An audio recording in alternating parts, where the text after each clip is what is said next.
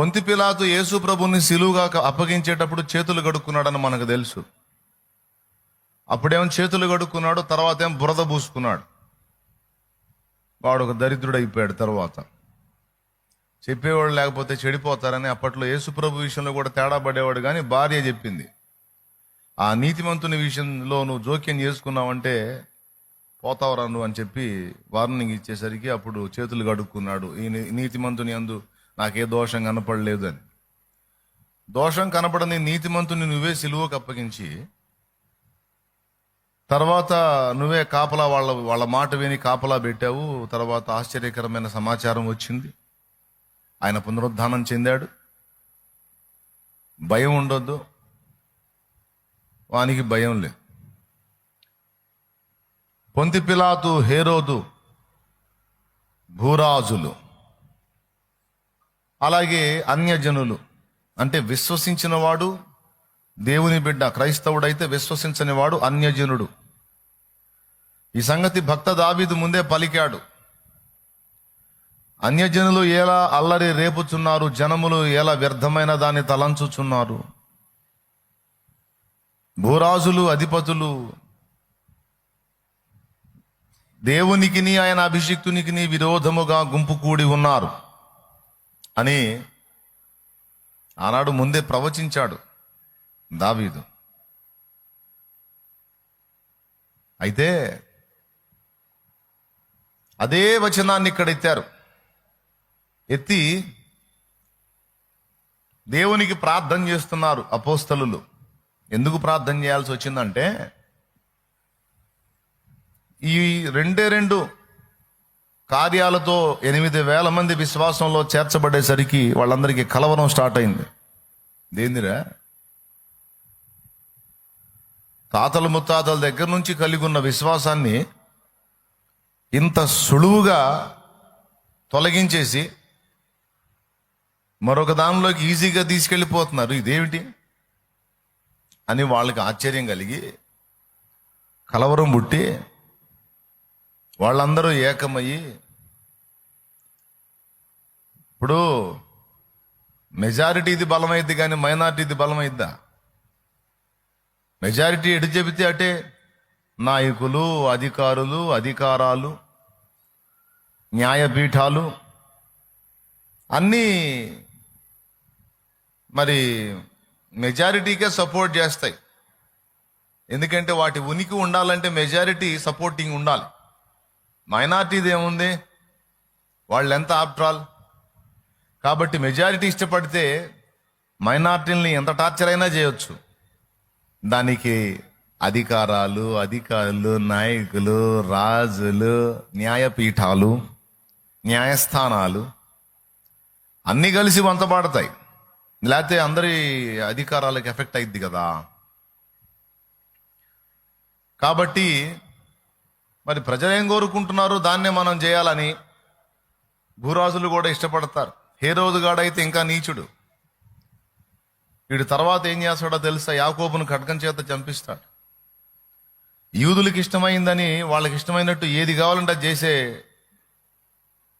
రాజులు అన్నమాట వీళ్ళు. హేరోదు రాజు.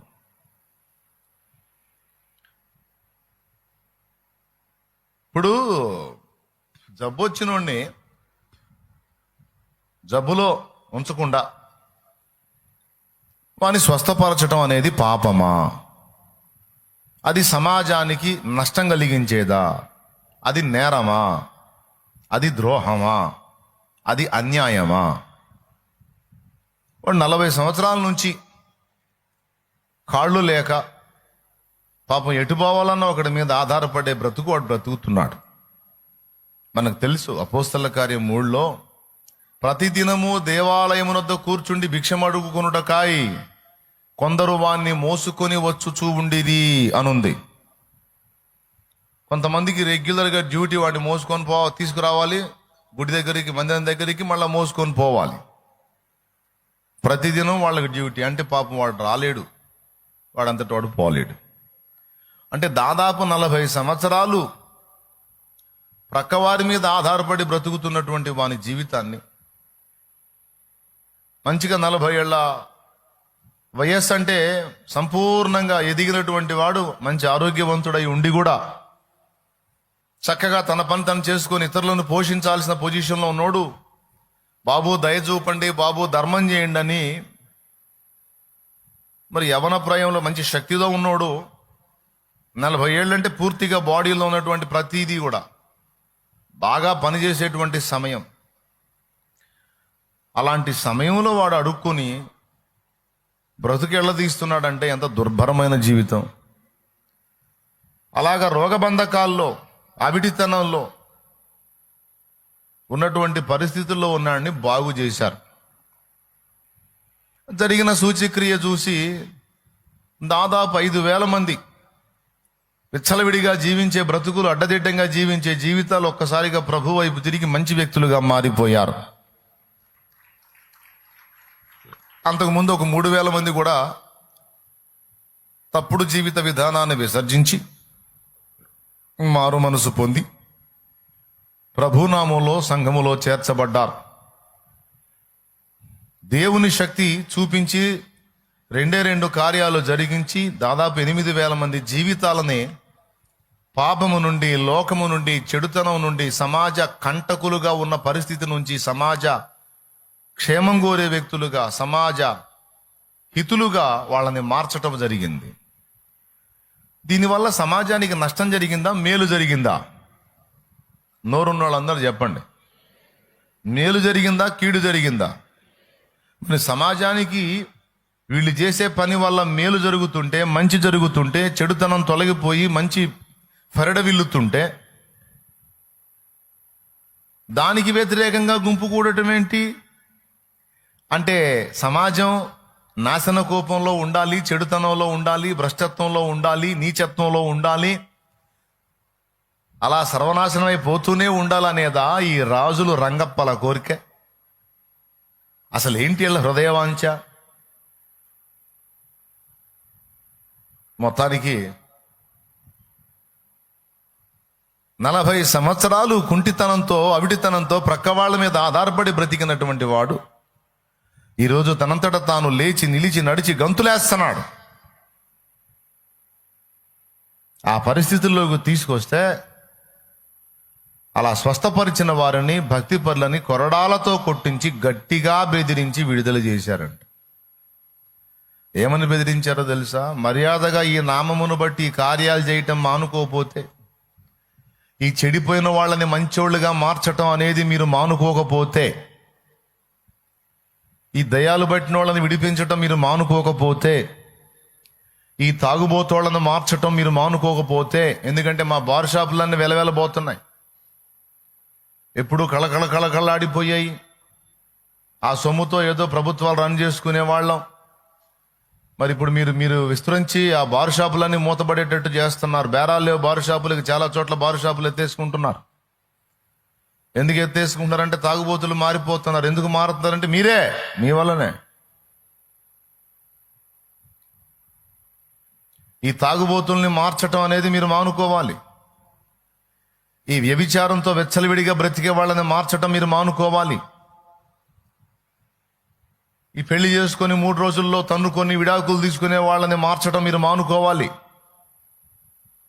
ఈ చిన్న వయసుల్లోనే డ్రగ్స్ తీసుకుంటా మాదక ద్రవ్యాలకు అలవాటు పడిపోయి పసితనం నుంచే హత్యలకు, మానభంగాలకు, దుర్మార్గాలకు, దుశ్చర్యలకు, దొంగతనాలకు, దోపిడీలకు, అక్రమాలకు అలవాటు పడినటువంటి యవన బిడ్డల్ని, పసిబిడ్డల్ని మీరు మార్చటం మానుకోవాలి.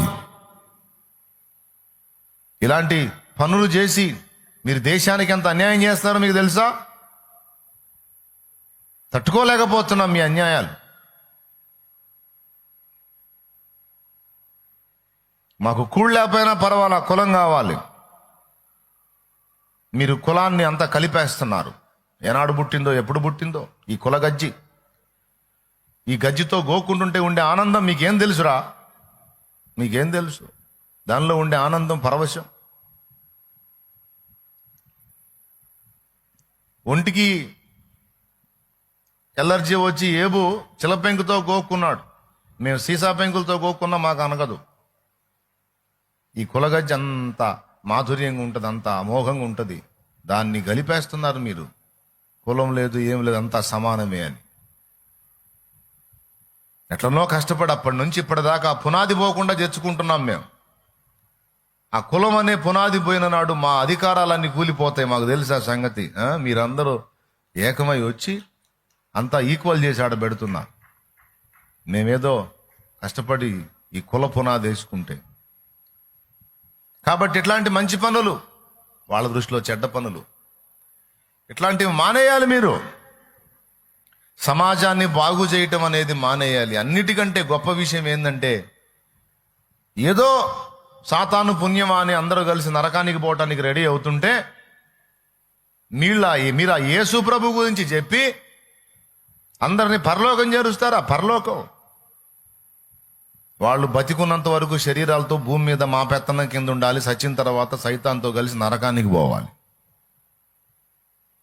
బతికున్నంత వరకు మా దిక్కుమాల పరిపాలనలో ఉండాలి. మతపిచ్చ పరిపాలనలో, కులగజ్జి పరిపాలనలో, ఉన్మాద పరిపాలనలో ఉండాలి. సచ్చాక నరకానికి పోవాలి. మీరెవరు ఆపడానికి?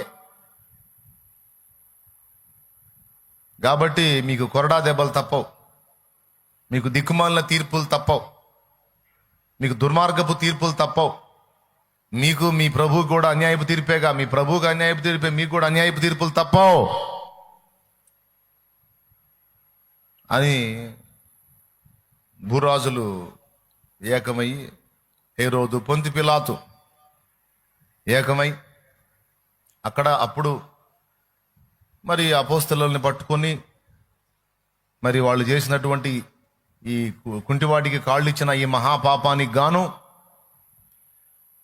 గుడి మందిరం దగ్గర బాబు ధర్మం బాబు, కుంటోండి బాబు, అవుటోండి బాబు అని యవనస్తుడై ఉండి కూడా తానున్న శక్తిలో ఆ ఒక్క కాళ్ళు కానీ బాగుంటే 10 మందికి అన్నం పెట్టగలిగేటువంటి స్థాయిలో ఉన్నవాడు, ఉండాల్సినోడు, భిక్షగాడై ఒకళ్ళ దయా దాక్షిణ్యాల మీద ఉన్నోడిని మరి ముట్టి మరి లేవనెత్తి మరి నడిపించి వాడి బ్రతుకువాడు బ్రతికేటట్టు ఇక అడుక్కునే జీవితం నుంచి వాడు విడుదల పొంది అలాంటి దీనులకు 10 మందికి సాయం చేసే పొజిషన్కి తన కాళ్ళ మీద తను నిలబెట్టి తనను బాగు చేసి బ్రతికివ్వటం అనే పాపము, అలాంటి మహాపాపం ఇంకోసారి చేయొద్దు.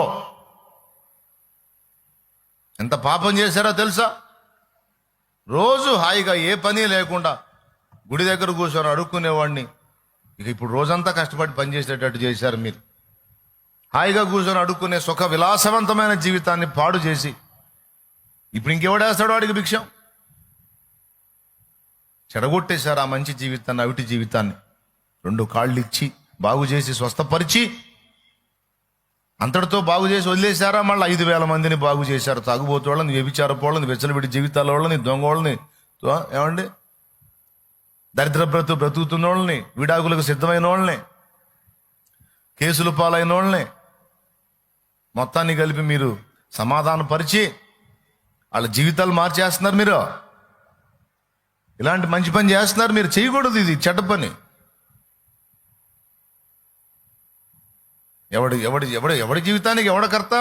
పెద్ద తగుదునమ్మా అని వచ్చారు సమాజాన్ని ఉద్ధరించడానికి. జాగ్రత్త, కొరడాలతో ఒళ్ళు పేలిపోద్ది.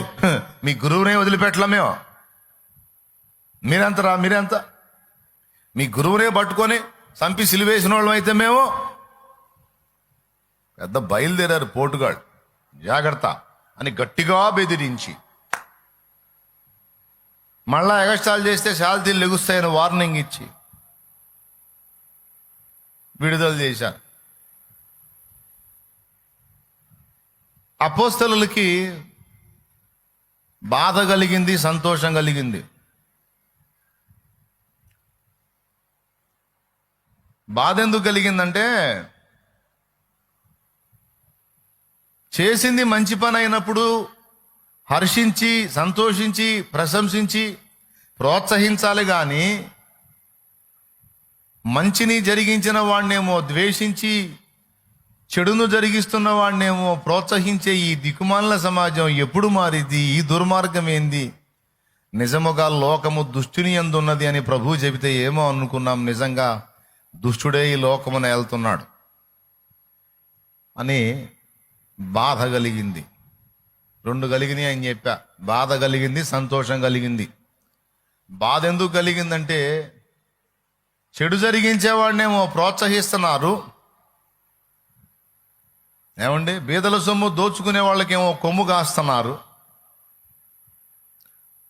లక్షల కోట్లు ఎగనామం పెట్టిన వాళ్ళకేమో అడుగులకు మడుగులొత్తుతున్నారు. ఏమండి, చిన్నపాటి లోను కట్టలేని వాడినేమో సామాన్లన్నీ బయటేసి వాడు ఉరేసుకునేటట్టు చేస్తున్నారు. నిజంగా గొప్పోళ్ళు. ఏమంటారు? లక్షల కోట్లకు ఎగనామం పెట్టినోడినేమో వాడిని ఏమనట్లా. ఏదో పాపం చిన్నపాటి లోన్ తెచ్చుకొని కట్టలేకపోయినందుకు వాడిని నానా బీభత్సం చేసేసి చివరికి వాడి ప్రాణం, వాడి భార్య ప్రాణం వాళ్ళు తీసుకునేటట్టు చేసే పరిస్థితి ఉంది. సరేలే, ఇట్లాంటి మళ్ళీ బ్యాంక్ వాళ్ళ కోపం వస్తుంది, మనకెందుకు? ఏమండి, అయినా ఇదంతా ఎవరి చేతుల్లో ఉంది? బ్యాంకులో ఉద్యోగం చేసే వాళ్ళ చేతుల్లో ఉందా? వాళ్ళ పైన వాళ్ళ చేతుల్లో ఉందా? అంతా లింక్ వ్యవస్థ. కాబట్టి మనం బ్యాంక్ వాళ్ళు సింక్ చేయడానికి కుదరదు, పైన వాళ్ళకే చేయాలి సింక్. సరే, ఇంత అన్యాయం చేస్తుంటే అన్యాయం చేసిన వాళ్ళని అడ్డగించకపోగా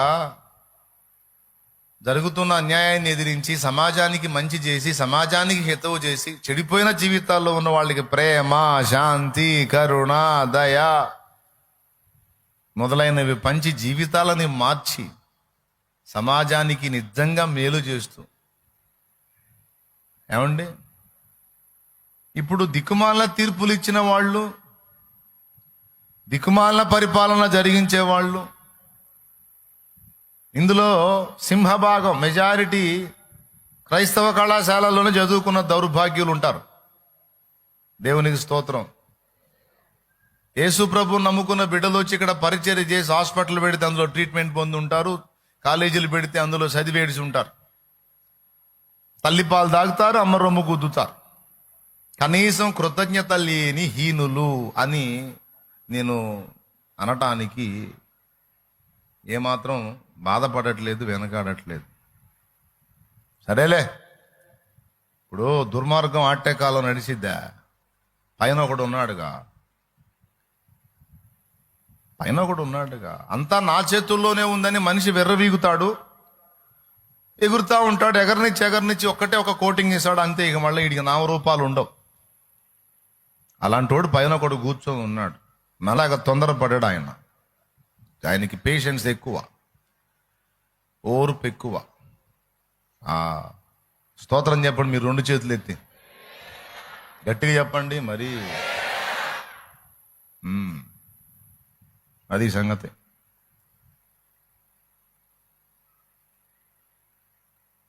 బాధ ఎందుకు కలిగిందంటే మంచిని జరిగిస్తుంటే. ఏమండి, 2008లో ఒరిస్సాలో కొంధమాల్ ప్రాంతంలో జరిగినటువంటి ఒక దుర్మార్గానికి బాధతో, వేదనతో ఏమీ చేయలేక ఒక పాట పాడుకున్నా. మరి నేనేం చేసేది? ఏదో చిన్నపాటి సంఘం, చిన్న పరిచర్య, ఏదో 150-200 మంది సంఘం అండి. బీదవాని జ్ఞానం తృణీకరింపబడిందని మనం ఏం చేద్దాం? ఆవిడ పాట పాడుకున్నా. దాదాపు ఇంచుమించు 51 మందిని హతం చేశారు.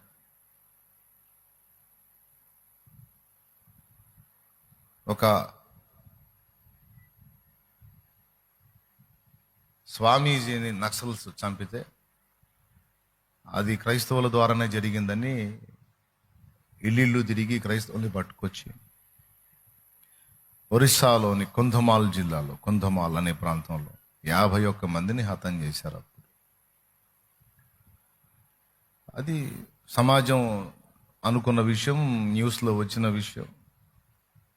అంటే న్యూస్ అన్నిట్లో రాదు, మళ్ళీ రాదు. పెద్ద ఆయన గోచి లూజ్ అయితే అది వచ్చింది న్యూస్లో 30 సార్లు. అర్థమైందా? ఫామ్లో ఉంటారు చూడు అధికారులు, నాయకులు, వాళ్ళు గోచి కొంచెం లూజ్ అయితే, ఫలానా ఆయన గోచి కొంచెం లూజ్ అయింది, ఆయన సర్దుకుంటున్నాడు, మీరు చూడొచ్చు. ఇప్పుడే అప్డేట్, మా ప్రతినిధి అక్కడే ఉన్నారు. మురళి చెప్పండి, అసలు ఎందుకు లూజ్ అయింది? లూజ్ అయింది. మరి పక్కన వాళ్ళు ఏం చేశారు? గోచి మళ్ళీ సరి చేశారా అనే వస్తాయి న్యూస్లు బయటికి. కానీ దేవుని పిల్ల యేసు ప్రభు నమ్ముకున్నవాడు భారతీయుడేగా. రాజ్యాంగం హక్కు కల్పించింది కదా. రాజ్యాంగం ఏ ఒక్క మతానికి పెద్దపీట వేయలా. రాజ్యాంగం ఇచ్చింది మతం అన్న దగ్గర ఇది సెక్యులర్ కంట్రీ ఏమండి, సెక్యులర్ దేశం. ఇక్కడ మతం అంటూ ప్రత్యేకంగా అధికారికంగా ఏది లేదు. అందరూ కలిసి ఏకత్వంలో భిన్నత్వం, భిన్నత్వంలో ఏకత్వం అన్నట్టు అందరూ కలిసి ఉండాలి. ఇందులో అన్నీ ఉన్నాయి. అందరికీ కూడా తమ అంతరాత్మ ప్రబోధానుసారం ఇష్టం వచ్చిన మతమును అవలంబించవచ్చు, ప్రచారం చేసుకోవచ్చు అని ఆర్టికల్ 25లోను 14లోను 15లోను భేదము చూపొద్దు, వివక్ష చూపొద్దు, అందరికీ వాళ్ళ వాళ్ళ హక్కులు హాయిగా నెరవేర్చుకునేటువంటి స్వేచ్ఛ ఇవ్వబడిందని రాజ్యాంగం రచించారు. ఇప్పుడేమో చిన్నగా రాజ్యాంగంలో చెప్పబడిన విషయాలని కాలరాయటం మొదలు పెట్టారు. ఇప్పుడు దానికి స్టార్ట్ అయింది. ఇప్పుడేమో దళితులుగా ఉండి యేసు ప్రభువును నమ్ముకున్న వాళ్ళకి ఎస్సీ హక్కు రద్దయిపోతుంది. ఎస్సీ ఎస్టీ రిజర్వేషన్లు కావచ్చు, అలాగే భద్రతకు సంబంధించినటువంటి చట్ట సంబంధమైన విషయాల్లో ప్రొటెక్షన్స్ కావచ్చు, అన్ని రద్దయిపోతాయి అని ఇప్పుడు మొదలు పెట్టారు. తర్వాత ఏం జరగబోతుందో తెలుసా? యాంటీ కన్వర్షన్ బిల్లు ఈ లైన్లోకి తీసుకొస్తారు. మత మార్పిడి నిరోధక చట్టం అనే దాన్ని తెర మీదకి తీసుకొచ్చి దాని ద్వారా దేశం మొత్తంలో ఉన్నటువంటి మిగిలిన మతాలంటే వేరే మతాలు ఏవి కూడా ఒక మతం నుంచి ఇంకో మతానికి ఆహ్వానించవు. కానీ ఒక యేసు ప్రభువును నమ్ముకున్నటువంటి క్రైస్తవులు మాత్రమే ఇతరులకు సువార్త ప్రకటించి ఇతరులు ఒకవేళ ఇష్టపడితే ప్రభువులోనికి రావచ్చు అనే ఆహ్వానం ఒక క్రైస్తవ్యంలో ఉంది, ఏ మతంలో లేదు. కాబట్టి ఖచ్చితంగా దీన్నే టార్గెట్ చేసి మత నిరోధక బిల్లు తీసుకొచ్చి నువ్వు బాప్తిస్మం పొందాలంటే కలెక్టర్ దగ్గర నుంచి పర్మిషన్ తెచ్చుకోవాలి, కుటుంబ సభ్యుల ఆమోదం అన్నీ కావాలి. అలాగే ఎవరైనా నాకు బలవంతంగా బాప్తిజం ఇచ్చారు అని ఒక కేసు పెడితే 7 నుంచి 10 సంవత్సరాల జైలు శిక్ష, లక్షలాది రూపాయలు ఏమంటారు దాన్ని జరిమానా, ఇట్లా ఒక కుప్ప అయితే ఉన్నాయి.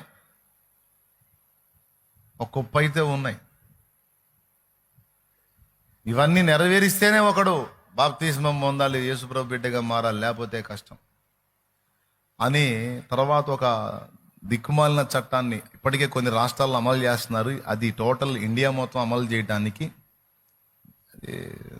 భారీ స్కెచ్ వేశారు ఒక మతోన్మాద సంస్థ. దాని కనుసన్నల్లో పనిచేసేటువంటి నాయక గణం కూడా దాని క్యాండిడేట్లే కాబట్టి వాళ్ళు కూడా అచ్చంగా ఇదే పనిలో ఉన్నారు. ఇప్పుడు ఇండియాలో ఉద్యోగాలు ఉన్నాయా, లేకపోతే మరి గ్యాస్ పరిస్థితి ఏంది, మరి యుద్ధం కంటిన్యూ అయితే కొంతమందికి ఉపాధి పోతుంది, లక్షలాది మందికి ఉపాధి పోతుంది, కోట్లాది మందికి చాలా పెద్ద స్ట్రగుల్ అయిద్దని నిరుద్యోగ సమస్య, రైతు సమస్య, ప్రజెంటు మధ్యప్రాచ్యంలో జరుగుతున్న యుద్ధాలను బట్టి తర్వాత ఫ్యూచర్లో కలగబోతున్న సమస్య, ఇవేవి కాదు ఇప్పుడు మనకి ఇండియాలో మెయిన్. మనకి ఇప్పుడు ఇండియాలో మెయిన్ ఏందనుకున్నావు? మతం. ఇండియాలో మెయిన్ ఇప్పుడు మనకు మతం. అదే చెప్పాను కదా, కూడు లేకపోయినా కులం కావాలి, మంచి లేకపోయినా మతం కావాలి. అందుకే పాడుకున్నా, మంచిని ప్రకటిస్తుంటే మతమంటారు, మహిమను చేరే దారిని కనుకుంటారు. మంచిని ప్రకటిస్తుంటే మతమంటారు, మహిమను చేరే దారిని కనుకుంటారు. మార్గము తెలియక తికమక పడుతుంటారు, మార్గము తెలియక తికమక పడుతుంటారు. మనసు నిలిపి నీ ప్రేమను తెలుసుకోరు, మనసు నిలిపి నీ ప్రేమను తెలుసుకోరు. అయ్యో ఈ మనుషులెంత పశుప్రాయులు, తెలుసుకోని జ్ఞాన శూన్యులు. యేసయ్యో ఈ మనుషులెంత పశుప్రాయులు, నీ ప్రేమ విలువ తెలుసుకోని జ్ఞాన శూన్యులు. నీ ప్రేమ విలువ తెలుసుకోని జ్ఞాన శూన్యులు. యేసయ్యా నీ ప్రేమకు అంతము లేదు, ఈ లోకపు అజ్ఞానులకది అర్థం కాదు. Praise the Lord. ఇప్పుడు 2008లో పాడుకున్నాలే ఏమండి, ఆ పాట ఇప్పటికి కూడా రన్నింగ్లో ఉండాల్సి వస్తుంది. ఏం చేద్దాం కర్మ.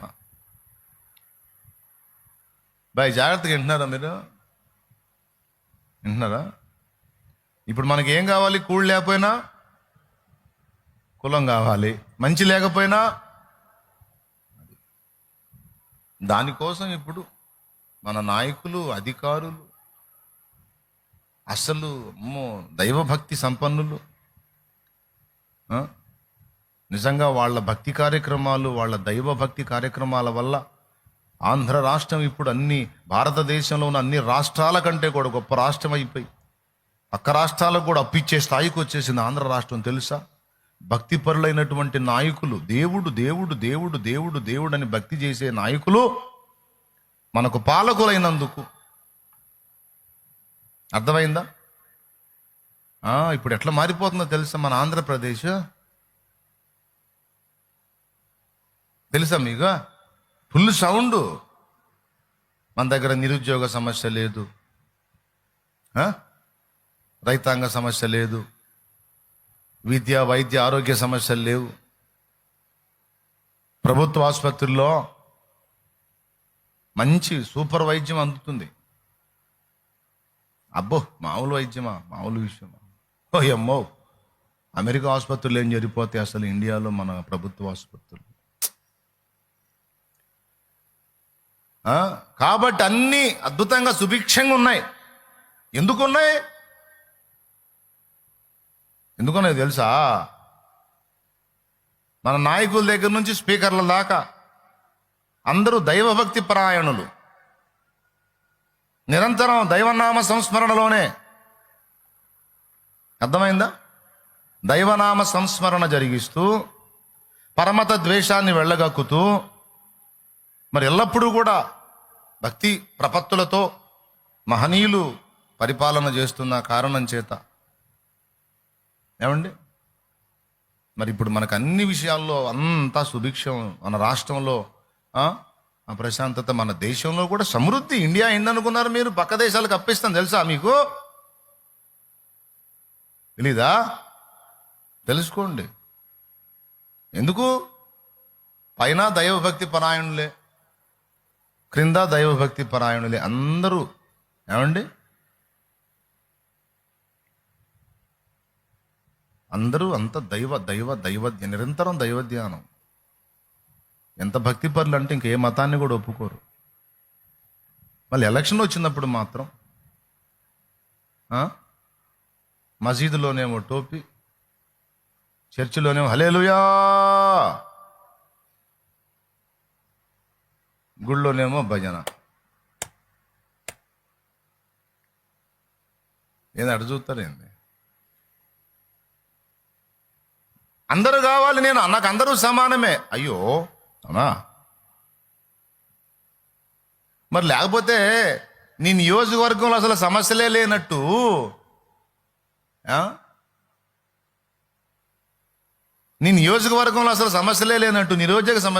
నిరుద్యోగ సమస్య ఉంది, రైతాంగ సమస్య ఉంది, రకరకాల సమస్యలు ఉంటే ఎన్ని వదిలిపెట్టి ఒకడు అచ్చంగా ఇదే పదం తీసుకున్నాడు వాడు.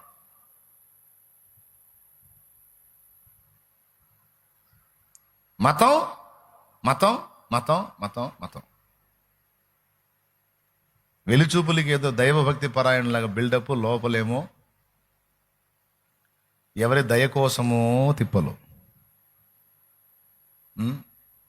అయ్యా నా మీద కొన్ని కేసులు ఉన్నాయ్యా, నా యందు దయ ఉంచండి అయ్యా, నా జోలికి రావాకండాయా, నేను మీ వాడినేనయ్యా.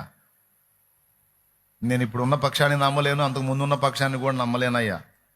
రెండు పక్షాలు ఎప్పుడు నాకు డేంజర్గా మారతాయో తెలియదయ్యా. అందుకని ఈ రెండు పక్షాలను నమ్మలేక మీ పక్షంగా వస్తానన్నాయా. ఏమండి సార్ నన్ను కొంచెం గుర్తు చేసుకోండి సార్ అని ఎవడో అన్నాడు ఎక్కడో. సార్ నన్ను కొంచెం గుర్తు చేసుకోండి సార్.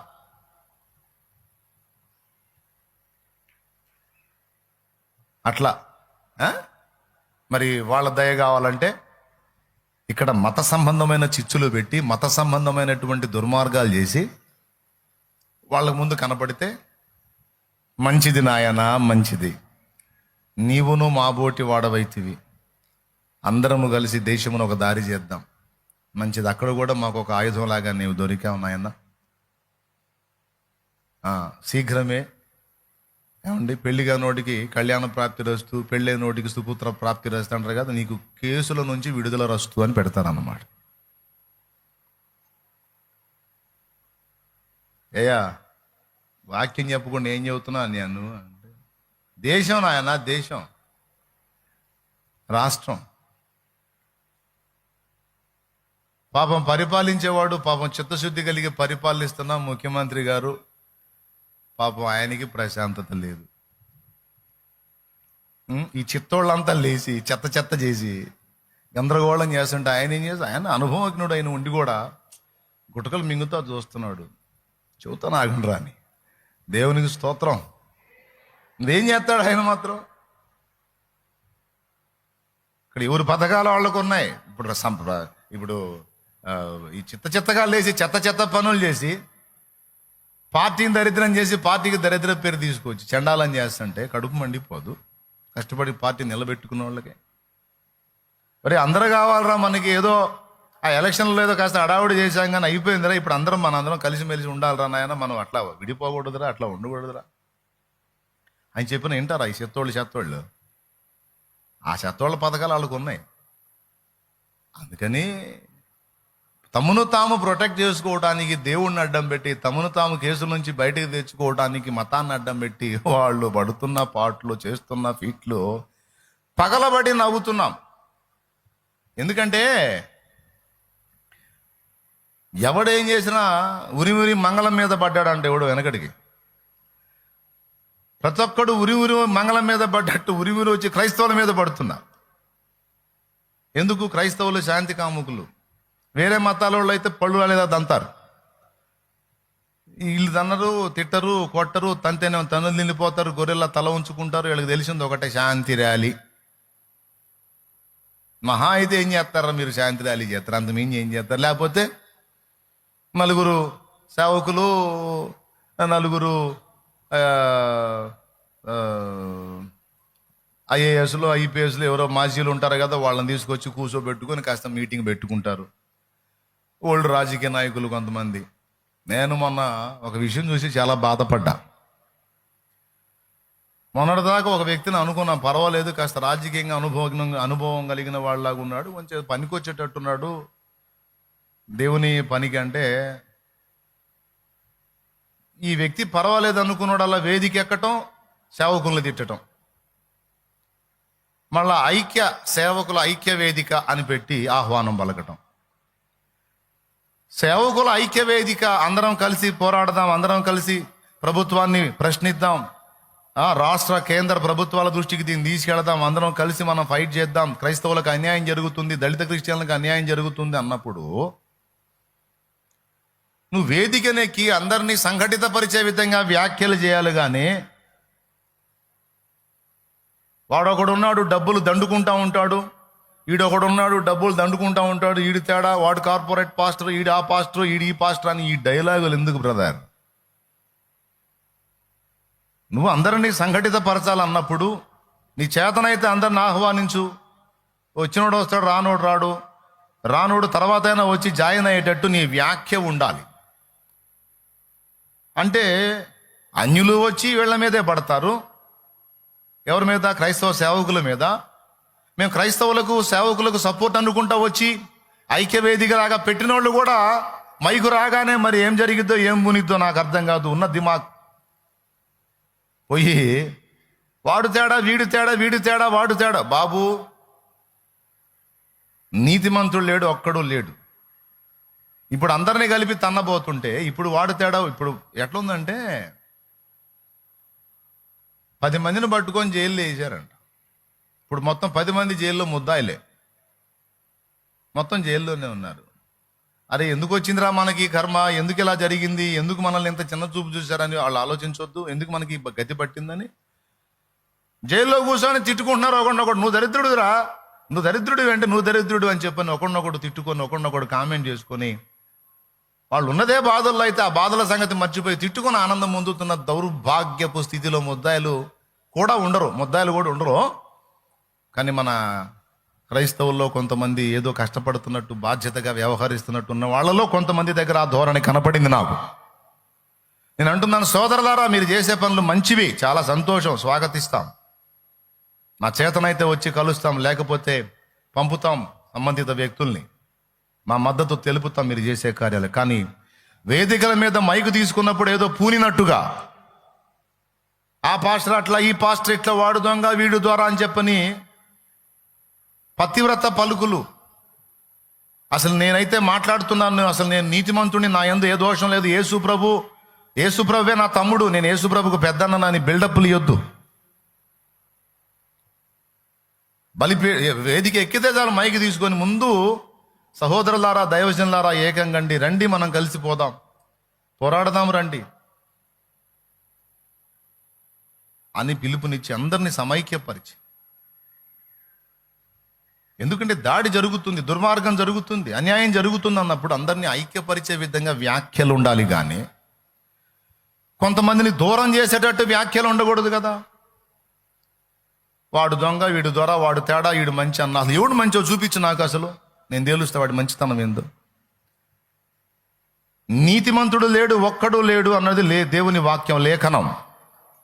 ఏ భేదము లేదు, అందరూ పాపము చేసి దేవుడు అనుగ్రహించి మహిమను పొందలేకపోతున్నారు అన్నది దేవుని వాక్యం. క్రీస్తు యేసునందు పరిశుద్ధ పరచబడి పరిశుద్ధులుగా ఉండుటకు పిలవబడ్డామన్నది దైవ వాక్యం. దేవుని వాక్యం ఇలా చెబుతుంటే నువ్వేందా తెలివిగలవాడు, జ్ఞానవంతుడు, పని కొత్తావు అనుకుంటే పిచ్చి వ్యాఖ్యలన్నీ మాట్లాడుతున్నావు మైకు తీసుకొని. సమస్య ఏంటో చెప్పు, దానికి సమాజం ఏం చేయాలో క్రైస్తవ సమాజం చెప్పు. రాజకీయంగా మీరు అడుగులు వేస్తారా, అయితే మేమేం చేయాలో చెప్పు. ప్రజెంట్ క్రైస్తవ రాజకీయ పార్టీల్లో పెట్టారు కొంతమంది, వాళ్ళని సమకూర్చు, వాళ్ళతో సంభాషించు, జరుగుతున్న అన్యాయాలు వాళ్ళ దృష్టికి తీసుకెళ్ళు, కలిసి మేమేం చేయాలి, మద్దతు తెలపాలా చెప్పు, అడుగు, ఆ విషయం అడుగు. జరుగుతున్న అన్యాయాలు అందరూ చూస్తానే ఉన్నారు, ప్రతి దైవజనుడు. కాబట్టి ఎవరేం చేయాలి, ఎవరి బాధ్యత ఏంటి అనేది నువ్వు మైకు తీసుకున్నప్పుడు అది చెప్పవా. నువ్వు మైకు తీసుకుని ఏదో పూనినట్టుగా పిచ్చి పిచ్చి మాటలన్నీ మాట్లాడి మళ్ళీ నేను సమాజాన్ని ఉద్ధరించడానికి పుట్టానని బిల్డప్ ఇస్తే ఎట్లా కుదురుతుంది. మైకు దొరకగానే పిచ్చి పిచ్చిగా మాట్లాడటం నీకైనా చేత, మాకు చేతవు. మీరన్నా ఇంక అప్పుడప్పుడు మాట్లాడతారు, అచ్చంగా అందులో PhD పొందున్నావేడా. మైకు తీసుకొని వాయించడం మా చేత కాదు. సమాజాన్ని, సంఘాన్ని, క్రైస్తవ సంఘాన్ని ఉద్ధరించడానికి పుట్టామన్న బిల్డప్ ఇస్తే అందుకు తగ్గట్టు వ్యాఖ్యలు ఉండాలి. అది నేనేదో మాట్లాడుతున్నాడని ఏదో పెట్టాము అనుకో, ఇక మొదలు పెట్టిన వాడు కార్పొరేట్ పాస్టర్, వాడు కోట్లు, 7 లక్షలు, 7 కోట్లు, వాడు అది ఏందిరా భయ్. పరలోకము నుండి ఎవరికైనాను ఏదైనా అనుగ్రహింపబడకపోతే ఎవడును ఏది పొందనేరడని ఉంది దేవుని వాక్యంలో. మాయ చేస్తే, మెస్పరైజ్ చేస్తే 4 రోజులు చేస్తారు, 10 రోజులు చేస్తారు, సంవత్సరాలుగా చేస్తారా? సంవత్సరాలుగా జనం గుడ్డోళ్ళ, దేవుడు గుడ్డోడా? కూర్చోకాయ్, కూర్చో.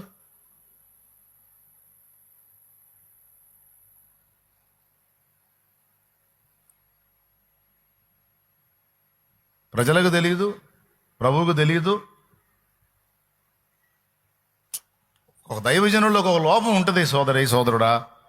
ఏవో ఉంటాయి కొన్ని మిస్టేక్స్, అంత మాత్రాన మొత్తం కేసు కొట్టేద్దామా, పనికిరాడని కొట్టేద్దామా, తిట్టేద్దామా? ఒక చిన్న కుటుంబంతో ప్రారంభమై ఒక పెద్ద గుంపు సమూహం సేవ జరగాలంటే నీ తాత ముత్తాతల తరం అయిద్దా? చెయ్యి మరి, నువ్వు కట్టు, ఒక 20,000 మందిని కట్టు, నువ్వు దీనికి దమ్ముంటే నువ్వు చెయ్యి. ఎంతో మందికి దీవెనకరంగా, ఎన్నో జీవితాలుగా వెలుగుకరంగా దైవజనులు ఉంటారు. వాడు ఒక సంఘాన్ని కట్టాడంటే వాడు ఎన్ని బాధలు పడతాడో ఇక్కడ తెలుసు. ఏదో ఒకటి అరా లోపాలు చిన్న చిత్తగా ఏవైనా నీకు, అది కూడా చేసేవాడి దృష్టిలో ఉండకపోవచ్చు, తర్వాత దేవుడు చెప్తుండొచ్చు, మార్పు చెందుతుండొచ్చు. ఒకటి అరా లోపాలు ఉంటే దాన్ని పట్టుకొని సేవకుల్ని దూరం చేస్తున్నారు మీరు. సేవకులు ఏకం కావాల్సిన దాన్ని చెడగొట్టి దూరం చేస్తున్నారు మీరు. మీరు సమైక్యత కోసం కాదు, చెడగొట్టడం కోసమే చేస్తున్నట్టుంది. దయచేసి కొంచెం మార్చుకోండి. ఈంతున దుర్మార్గాలు జరుగుతున్నప్పుడు కళ్ళారా చూస్తూ కనీసం ఇప్పుడన్నా చిత్తశుద్ధి కలిగి కొంచెం మీ ఆలోచన విధానాన్ని మార్చుకోండి, మీ మాట తీరు మార్చుకోండి. బహిరంగ వేదికల మీద సేవకుల పక్షాన, క్రైస్తవ్యం పక్షాన, దేవుని పిల్లల పక్షాన, దళితుల పక్షాన నిలబడి మాట్లాడేటప్పుడు కొంచెం వివేకంతో మాట్లాడండి. సొంత వాడిని దూరం చేసుకునేటట్టు మాట్లాడకండి. దేవుని సంబంధులు రాజ్య సంబంధులతో మనం పోలిస్తే ఇప్పుడు లోక సంబంధులు తెలివిగా ఉన్నారని ఆనాడే యేసయ్య అన్నాడు. అవతల చూడండి, ఒక అబద్ధాన్ని నమ్మినవాడు ఎలా ఏకమై అందరూ కలిసి ఎక్కడో ఒక చిన్న గ్రామం దగ్గర నుంచి సుప్రీంకోర్టు వరకు ఏ విధంగా పావులు గదిపారో, ఎలా ఇన్ఫ్లుయెన్స్ చేశారో, ఎన్ని రకాలుగా చేశారో, ఏ విధంగా తీర్పులు తీసుకొచ్చారో అర్థం కావట్లేదా?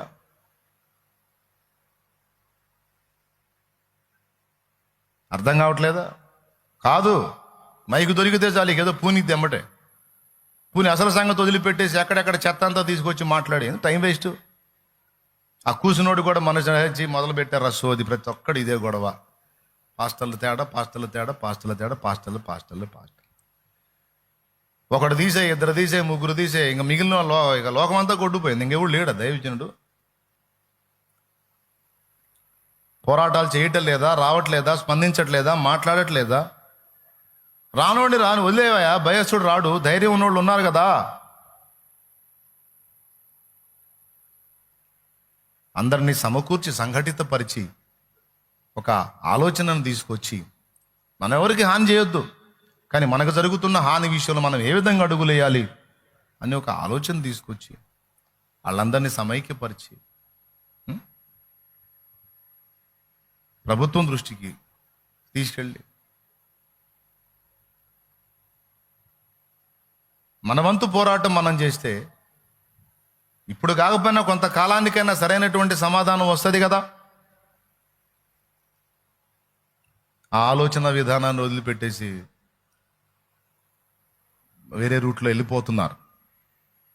అందుకే నేను ఒక నిర్ణయానికి వచ్చాను, వీళ్ళంతా కలిసి ఏదో చేసి సాధించి నిలబెట్టి ఉద్ధరించేదేం సచ్చేదేం కనపడట్లేదు, బాధ కలుగుతుంది. అందుకే చెప్పేస్తున్నా ఓపెన్గా. ఎందుకంటే ఇప్పుడు నేను ఈ వ్యాఖ్యలు చేశా కదా, రేపు ఇవి కూడా వచ్చే అవకాశాలు ఉన్నాయి. ఎక్కడన్నా వేదికల మీద చిలకలూరుపేటలో ఒక ఆయన ఉన్నాడు, మరి ఇలా మాట్లాడుతున్నాడు, అలా మాట్లాడుతున్నాడు. మళ్ళీ కొంతమంది ఏమండి తల నెరిసిన వాళ్ళే మాట్లాడే అవకాశం ఉంది. తల నెరిసిన వాళ్ళు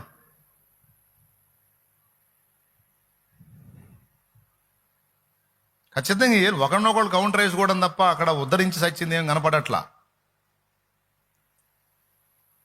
కాబట్టి ఇప్పుడు ఈ మ్యాటర్ ఎందుకు ఎత్తానంటే, నాడు అపోస్తలులకు ఒక బాధ కలిగింది, ఒక ఆనందం కలిగింది అన్న బాధ చెప్పా.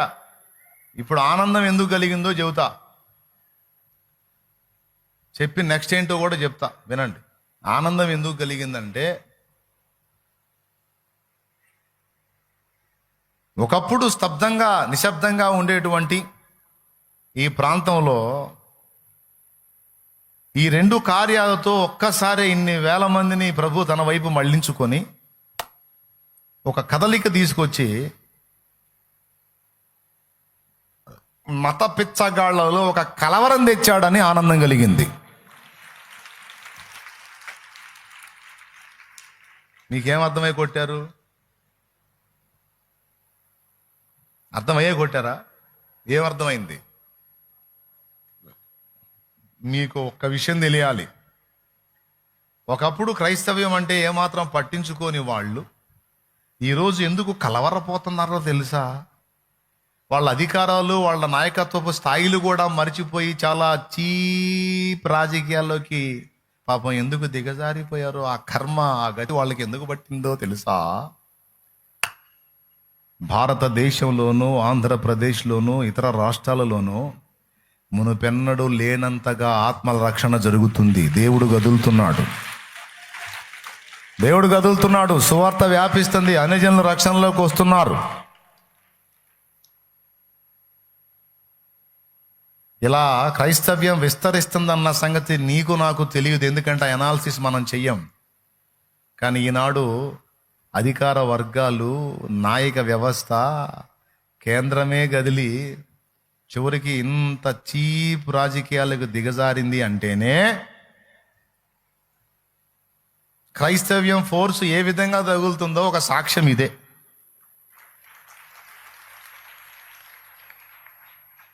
నొప్పి పుడితేనేగా కేకలేసేది.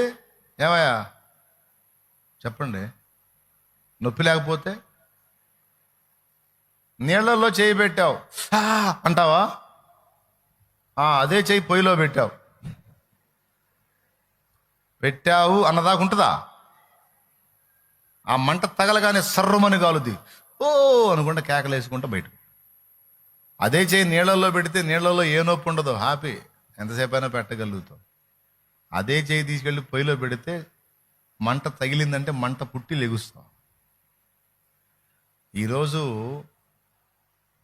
ఈంతున కేకలు వినబడుతున్నాయి అంటే ఏం జరిగి ఉంటుంది? మంట పుట్టింది. పుట్టించింది ఎవరు? నజరేయుడగు యేసు.